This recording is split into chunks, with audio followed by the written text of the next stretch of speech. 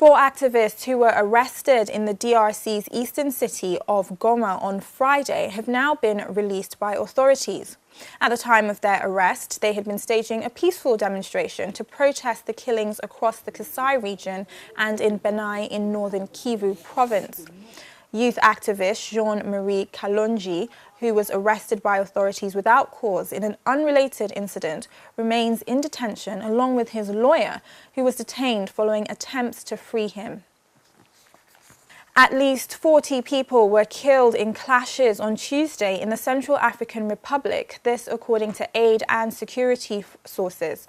The unrest comes a day after the signing of a ceasefire deal brokered by the Catholic community in 5 days of negotiations in Rome. Violence in the central town of Bria was between members of the anti-Balaka militias and ex-Seleka fighters.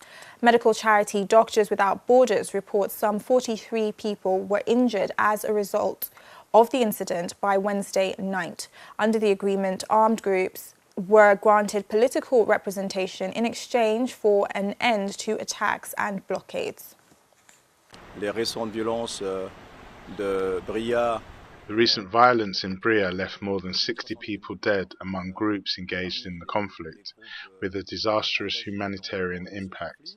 We see today's numbers of internally displaced people and refugees similar to those in the 2013 situation. We are active in Bria to protect close to 85% of the population in the refugee areas, and here we are re-establishing all security conditions which will allow the population to return as quickly as possible. The World Food Programme has also warned that violence in Central African Republic has reached a point not seen since 2014, when violence between armed groups initially began. The unrest has displaced more than 500,000 people across the country, more than at any time since the clashes began. We don't even understand the reasons behind the conflict. Before, we lived in harmony, Christians and Muslims, and we shared what we had. Then people mobilized against us Muslims.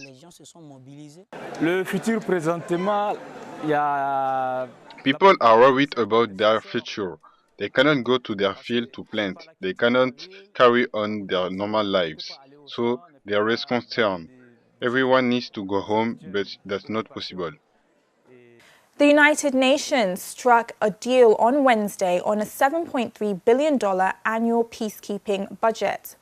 The deal cuts $600 million from the current costs and takes 7.5% off the US's bill following calls by President Donald Trump to slash funding. The 193-member UN Budget Committee agreed on the $7.3 billion to fund 13 peacekeeping missions and a logistics support office. The budget is due to be adopted by the UN General Assembly on Friday and could affect several UN peacekeeping missions in Africa, including in the Democratic Republic of Congo, Sudan's Darfur region, and South Sudan. A combined total of $3.3 billion had been set aside for the 3 missions, but it is now not clear whether they will lose any money. European leaders arrived in Berlin for the G20 preparatory meeting on Thursday, where they will draw up the battle strategy a week before German Chancellor Angela Merkel hosts the summit. G20 leaders will meet in Hamburg on July 7th and 8th. For the African continent, a compact with Africa is slated as the summit's big initiative. In addition to South Africa, the G20's only African member, the leaders of Guinea, Kenya and Senegal have been invited as guests and will look at how the compact will meet its aim to encourage private sector investment, support infrastructure development and greater economic participation and employment in Africa. Now, 3 non-governmental organizations have filed a lawsuit against the French bank BNP Paribas for its alleged involvement in the 1994 genocide in Rwanda. The NGOs are accusing BNP of complicity in genocide, war crimes and crimes against humanity. The group in a joint statement, alleged that the bank provided funding for the purchase of 80 tons of arms used to carry out genocide by the then government of Rwanda, despite the bank having known its genocidal intentions. A spokesperson for the bank said they were unable to comment on the allegations due to insufficient details. At least 800,000 people, mainly Tutsis, were killed during the genocide. Pope Francis on Wednesday created 5 new cardinals in a colourful ritual ceremony at the Vatican. The event was a mix of centuries of tradition and the Pope's vision for a remodelled church for the 21st century. 4 of the 5 new cardinals come from countries that have never had a cardinal before, and that's El Salvador, Laos, Mali and Sweden. The 5th is from Spain.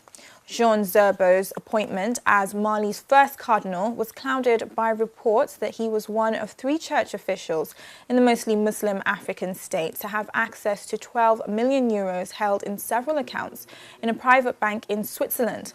The church in Mali has denied any wrongdoing. Now, the White House has set new criteria for visa applicants from 6 mainly Muslim countries, including 3 in Africa, and all refugees, requiring them to have a close family or business tie to the US. The rules affecting people from Libya, Somalia, Sudan, Yemen, Iran and Syria come into force on Thursday. They were issued after a Supreme Court partially restored President Donald Trump's travel ban.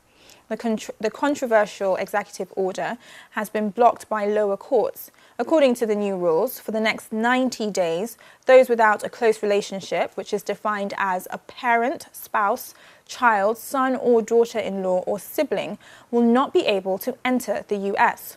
Also exempt from the new rules are those with businesses or educational ties to the United States.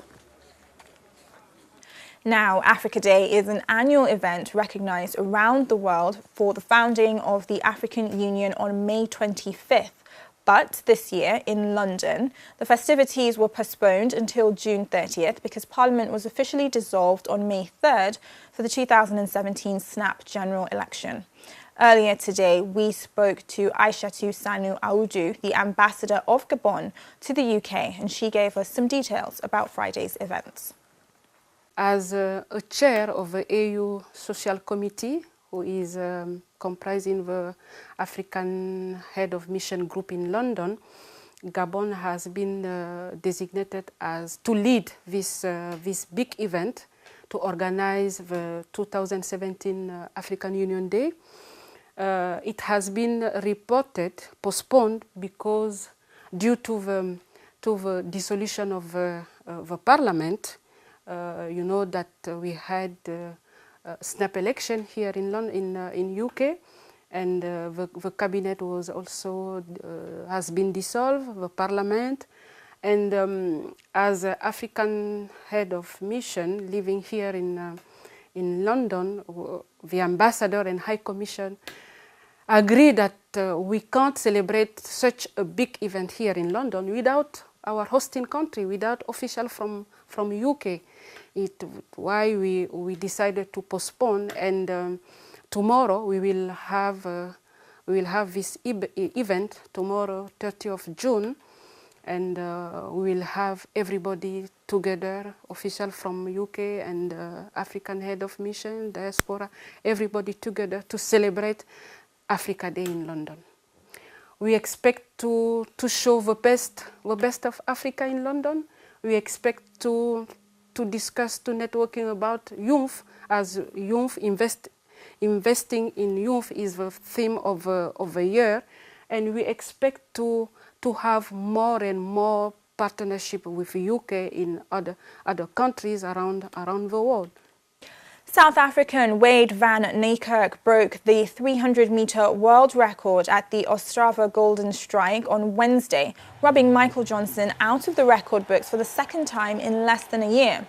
Van Niekerk broke Johnson's 400-meter world record at the Rio Olympics last year with a time of 30.81 seconds, beating the American Johnson, that is, mark of 30.85 seconds set in 2000. Speaking of his win after the race, he said it was a great step for the year and that he was feeling quite confident for the rest of it. And Jamaican sprint superstar Usain Bolt overcame a stiff back to fire to victory in the 100 metres at Ostrava on Wednesday as well, in a modest 10.06 seconds. The race was his first appearance in Europe in his farewell season. Yeah, it wasn't that a good race. It was pretty slow, I would say, but just getting to my rhythm, I have some work to do. Everything's been going smooth, and as long as I stay injury-free, that's the key thing. For me, before the start, I was just thinking about trying to execute, and when I was announced, the crowd really showed me a lot of love, which I really appreciate. After the race, it was mixed feelings because I know it wasn't the perfect race, but I got it done. The sails of the Sydney Opera House will be lit up every night at sunset in a vibrant animation telling stories of Indigenous Australia. The 7-minute show, which began on Wednesday, will turn the works of 5 prominent Indigenous artists into a permanent part of the city's skyline. The show, titled Badu Gili, means waterlight in the language of the Gadigal people, which were the site's original owners. Organisers say it celebrates time-honoured stories with contemporary art, combining music and images to create a gateway to Australia's First Nations history and culture for the 8.2 million people who visit the Opera House each year. It's really important to us to shine a light, literally shine a light on First Nations art, because it's something that a lot of people aren't as aware of as we would like them to be, and to actually do it on this significant piece of Gadigal land is something that we've wanted to do for a long time. Most of the art is about painting country and the stories that go with that. So there's a lot of knowledge in the paintings about where you can get food, how you look after the country. So it's quite significant what the artists have designed. Well, that's all from myself and the news team this evening. We'll be back at 6 o'clock tomorrow. Bye for now.